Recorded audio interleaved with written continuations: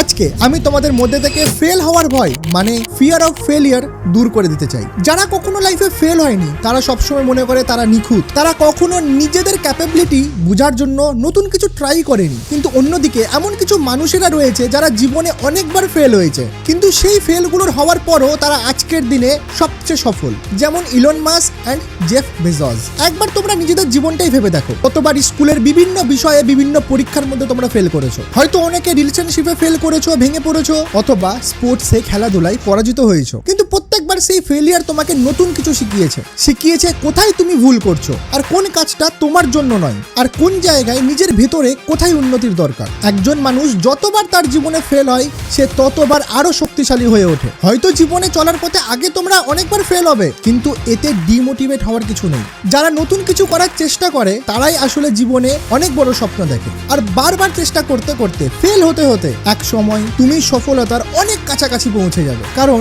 অনেক মানুষই বলে চেষ্টা না করলে সফলতা আসে না। তাই জন্য বলবো, ফেলিয়ারকে দেখে কখনো ভয় পেও না, সেখান থেকে শিক্ষা নাও আর নিজেদের জীবনে নিজেদের কাজে আর এক ধাপ এগিয়ে যাও। আর এটাই আসল বুদ্ধিমানের কাজ। হয়তো আমার কথাটা একবারে তোমরা বুঝতে পারবে না, তাই জন্য আবার শুরু থেকে দেখো, হয়তো এবার সেটা আরো গভীরভাবে মনে ধরবে তোমাদের।